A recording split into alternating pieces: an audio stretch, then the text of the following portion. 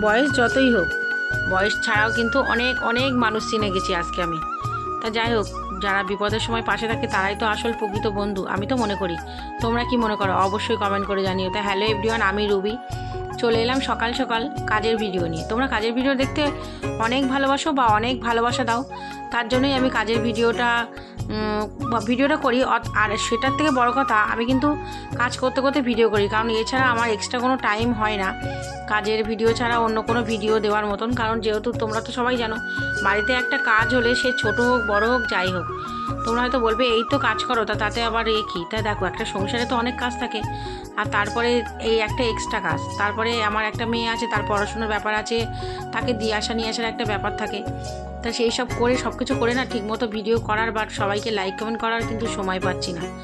তা যাই সময় পাই না পাই, আজকে কিন্তু সোমবার, মানে আজকে শ্রাবণ মাসের প্রথম সোমবার। তো সোমবারটা তো করতেই হবে, সেই সেইটুকু সময় তো আমাকে বাবাকে দিতেই হবে। তো তার জন্য ফার্স্ট সকালে কিন্তু কাজ করে নিয়েছি, আশিপাশি যত কাজকর্ম ছিল সেগুলো সেরে আমি কিন্তু এই যে ক্রিম বলের কাজে হাত দিয়ে দিয়েছি। আর তোমাদের দাদাভাইও কাছ থেকে সকাল সকালই চলে আসে, অনেক ভোরবেলা যায় আর আসে অনেক সকাল সকাল। তা দেখো ফাইনালি চলে এলাম আমরা কিন্তু বসিরহাট বড় কালীবাড়িতে। দেখো মায়ের দর্শনটা করিয়ে দিলাম, তারপরে বাবার কাছে চলে এলাম।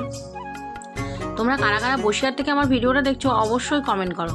আমি কিন্তু বসিরহাট কালীবাড়ির ভিডিও, এটা কালীবাড়ির ভিডিও আগের দিন ছিল, বসিরহাট বাজারের কালীবাড়িতে গিয়েছিলাম বিপত্তারিণী পুজো করতে, আর আমরা কিন্তু জল ঢালতে আসি বসিরহাট বড় কালীবাড়িতে। যাই হোক, বাবাকে দর্শন করিয়ে দিলাম তোমাদেরকে, অবশ্যই হর হর মহাদেব বলো।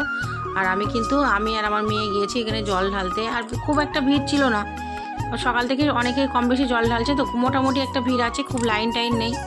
তা যাই হোক, জল ঢেলে বাড়িতে তো আসবো, তা তোমাদের তার আগে ঠাকুরগুলোকে দর্শন করাবো না, তাই কখনো হয়? তা দেখো আমি কিন্তু বাবাকে দেখিয়ে দিলাম, আর এদিকে নন্দী মহারাজজিও আছেন বাইরে, আর আমি কিন্তু জল ঢালছি, আর মেয়ে এখন ভিডিওটা করছে। তা যাই হোক, আমি কিন্তু আজকে সবুজ শাড়ি পরেছি, তোমরা কি সেটা খেয়াল করেছো? সবুজ শাড়ি পরেছি, সবুজ চুড়ি পরেছি, সবুজ হাতের নেল পলিশও পরেছি, আমার খুব ভালো লাগে। তা যাই হোক, আমি প্রত্যেক বছরই সোমবারে তোমার সবুজ চুড়ি পরি, আজকেও পরে নিয়েছে। অনেকে কিন্তু তাদের মানে হাজব্যান্ডের হাত থেকে পড়ছে, আমি কিন্তু সেটা করিনি, আমি নিজেই পরে নিয়েছি।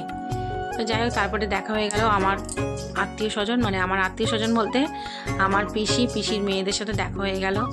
তো যাই হোক, ওদের সাথে একটু দু একটা কথা বলে নিলাম, নিয়ে মায়ের দর্শন করে তারপরে ওদিকে হনুমানজি আছেন, রাধাকৃষ্ণ মন্দির আছেন, রাধা গোবিন্দ মন্দির, সেগুলো তোমাদেরকে একে একে দর্শন করাবো। কারা কারা বড় কালীবাড়িতে এসছো অবশ্যই কমেন্ট করে জানিও। আমার কিন্তু ভীষণ ভালো লাগে, মাকে আমি ভীষণ ভীষণ ভালোবাসি, আর মায়ের দর্শন পেলে আমার সত্যি মনটা জুড়িয়ে যায়। তাই যেখানেই যাই আমি মায়ের দর্শনটা করার চেষ্টা করি ওদিকে গেলে। তো আমার ভিডিওটা তোমাদের কেমন লাগছে অবশ্যই কমেন্ট করে জানিও, আর কারা কারা আজকে সাবু খেয়েছো সেটাও কমেন্ট করে জানিও। তা আমি কিন্তু এদিকে বাড়িতে বাবাকে স্নান করিয়ে বাবাকে প্রসাদ দিয়ে তবেই গিয়েছি। এই দেখো, বাবাকেও আমি দিয়ে গেছি, তারপরে এসে ফাইনালি আমরাও খাওয়ার ব্যবস্থা করলাম। আর তোমাদের দাদাভাই সাবু খেয়েছে আজকে দুপুরে, যে ভাত ছাড়া চলতেই পারে না, সেও আজকে সাবু খেয়েছে, আমার খুব ভালো লাগলো এটা দেখে। তো এই যে দেখো, আবারও মায়ের দর্শন করিয়ে দিলাম তোমাদেরকে, আর লিখেই দিয়েছি বসিরহাট বড় কালীবাড়ি। তা যারা যারা এখনও আসোনি, ভাবছো আসবো, অবশ্যই একবার মায়ের দর্শন করো। মা কিন্তু খুব জাগ্রত, আর আমাদের মা ডাকলে ডাক শোনে। মায়ের মুখটার দিকে একবার তাকিয়ে দেখো, অপরূপ সৌন্দর্য, আর মায়ের চোখে যেন একটা খুব সুন্দর একটা কথা বলছে, মা এটাই দেখে বোঝা যাচ্ছে। তো সবাই